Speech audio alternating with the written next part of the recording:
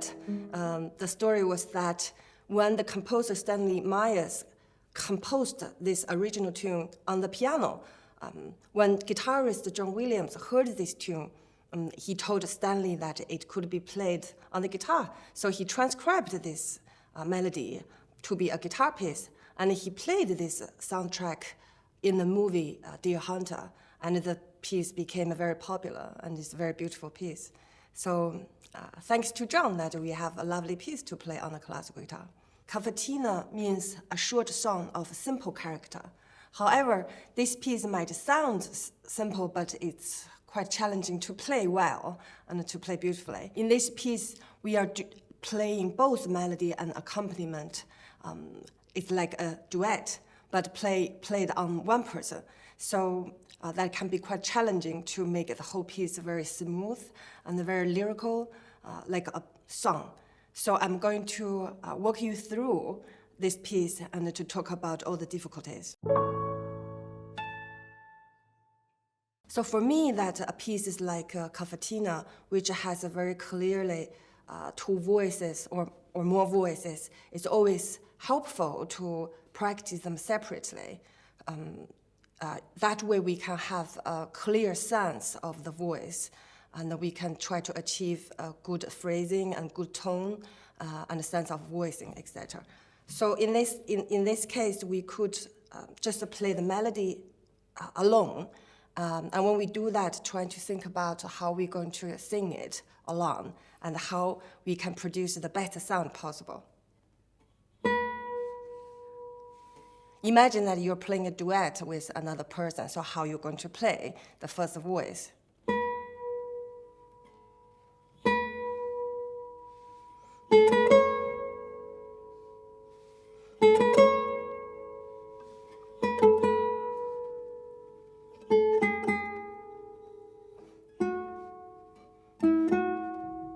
Then now let's try to play the accompaniment separately. Again, I would imagine how I would play it if I'm playing a duet with someone and just playing the accompaniment. I think I would try to play it harp-like, dream-like, so with a shape, maybe a bit lightly, and try to have every note ringing.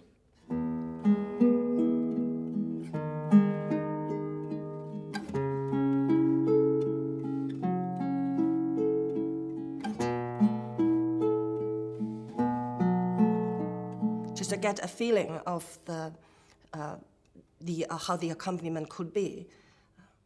So now if we try to put two voices together, let's try to maintain the sustained line with beautiful tone and light and dream-like accompaniment.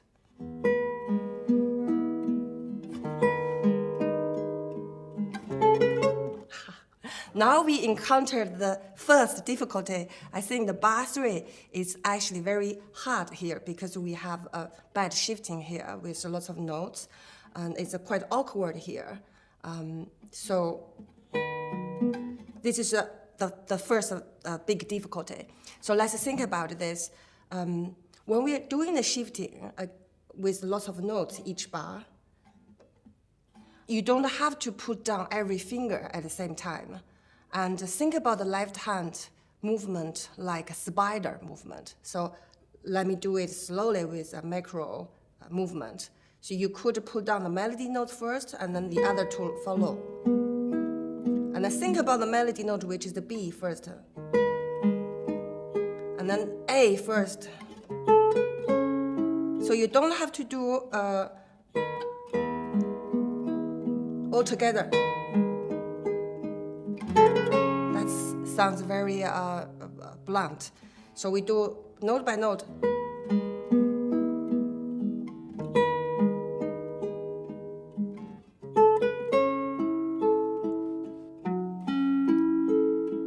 The other difficulty in this bar is that the actual bar here, which can be quite tiring.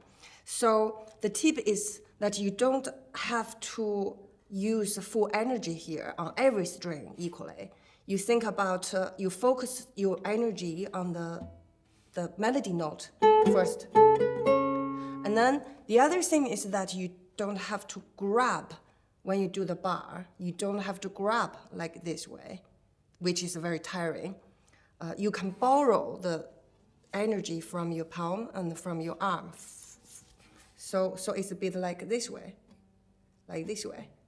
So that could save some energy. So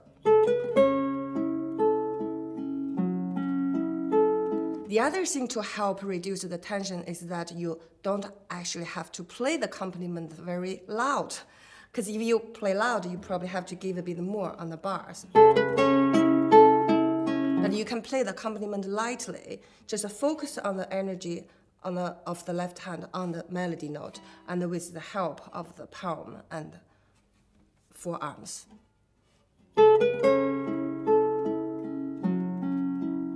And then the next shifting is also very hard.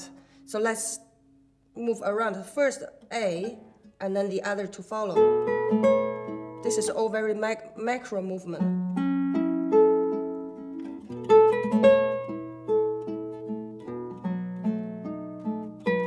And then if you do kind of experience some kind of a tension, make sure that you prioritize the melody.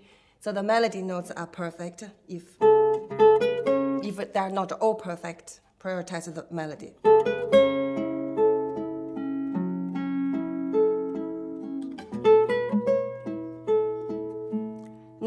Just now, my A note is kind of dull, but I made sure that the melody is all right.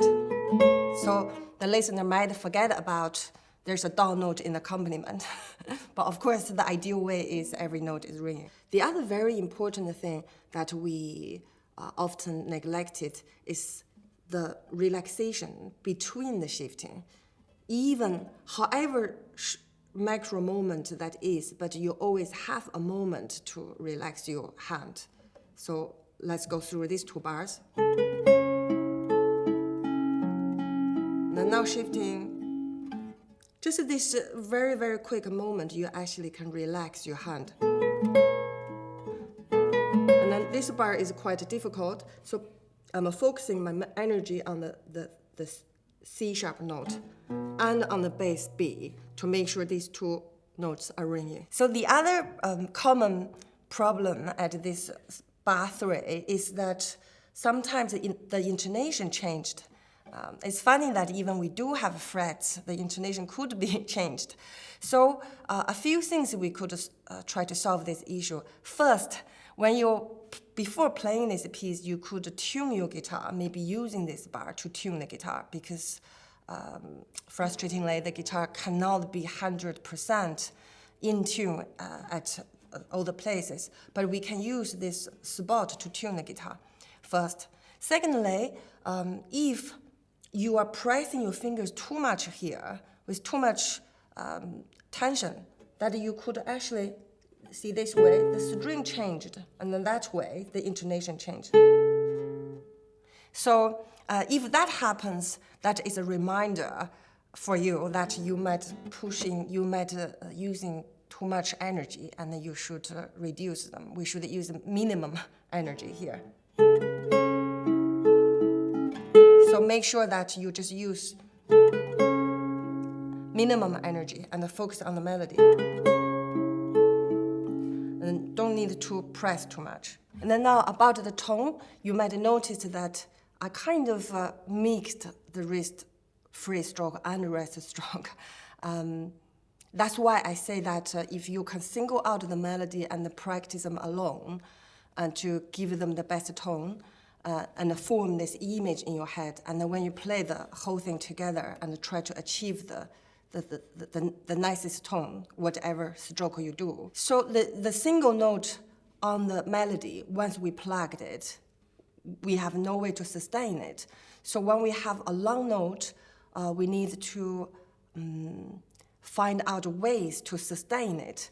So like this C sharp note on the bar 3, it ring over 2 bars almost. So we need to find a way to make this note ringing. So there are a few ways. One thing is I did use rest stroke to make sure this note is a little bit rounder and fatter. The other thing is if you can try to just give a little bit of vibrato. even just a little bit, that could help sustaining. Oh, this is hard. Certainly this one, we can give a bit of vibrato.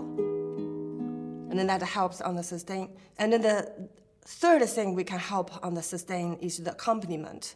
So while we cannot shape the single note, but if we can shape the accompaniment, so that could sound like having a shape.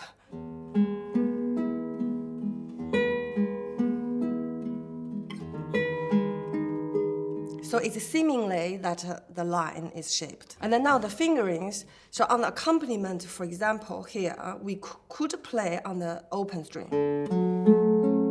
But we want to have the harmonies ringing. We wanted to have the chords ringing. So we...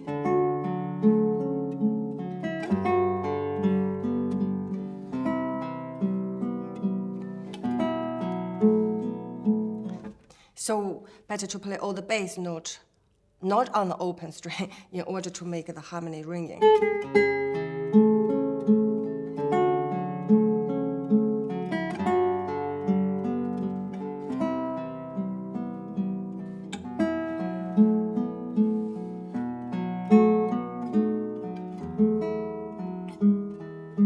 So again, the last few melodic notes, they are on the open string. We can't even do vibrato on the open stringed note. So the thing we could do is on the accompaniment and use the accompaniment to try to shape the line and the feeling of the piece.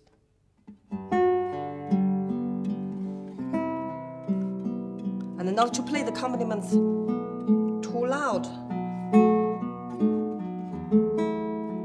I find that a piece like this on the guitar, it's very easily we play the accompaniment too loudly because the melody line we cannot sustain.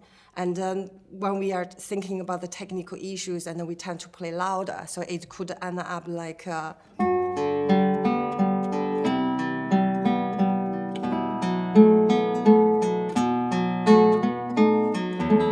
wouldn't sound very nice. So we need to really give way to the melody, especially when it's not so easy to be ringing. Then we need to make the accompaniment even lighter. And when we play all the voices on one solo instrument, we really need to think about the overall sound, the balance between the melody and the accompaniment. When I wanted to really emphasize on a very important note, like this one,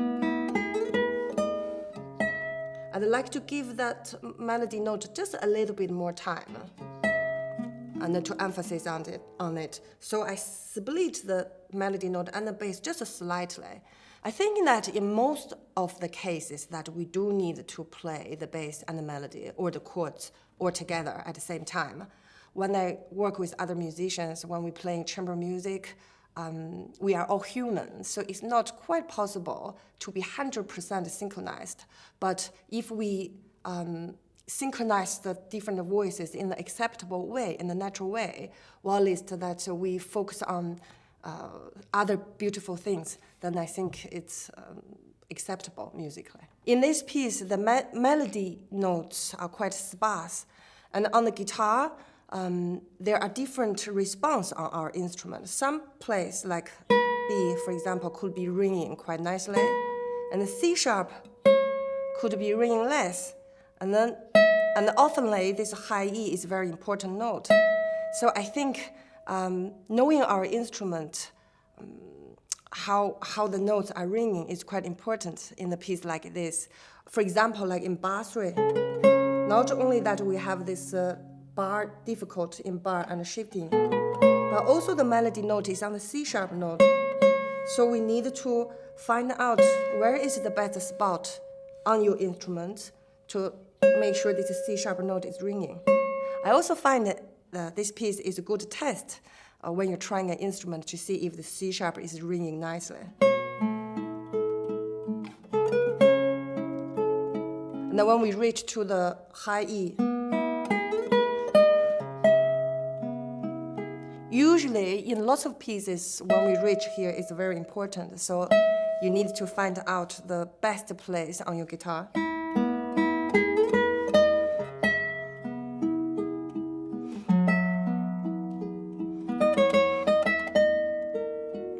Now, I think that regarding producing the beautiful tone, it's very importantly that you have the image of the sound. You have the image of the beautiful tone in your head, and then you try to produce it. And then you need to have the desire of producing a beautiful tone. And you always want to make the tone nicer or rounder or prettier. And then you try to achieve it.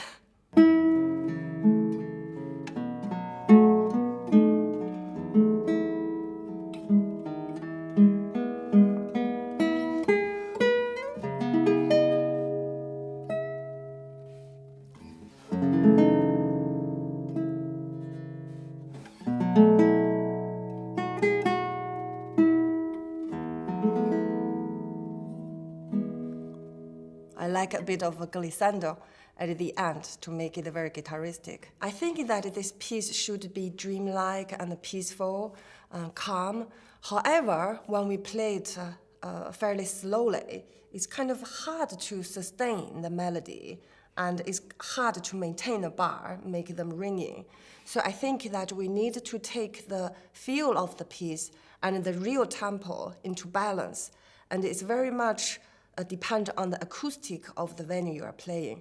For example, if we are playing in a very good acoustic chapel, which has very resonant acoustic, we could play a little bit more flow, a little bit faster, aiming to get the piece more smoothly and more lyrical. So the end result is that the piece should sound very smooth, very lyrical, and with a very beautiful tone, which is one of the biggest attraction of classical guitar. And I'd like to think about the piece is played on two players, so like a duet. Thank you for watching this video. I hope you find the video is helpful, and I hope you enjoy playing CAVATINA.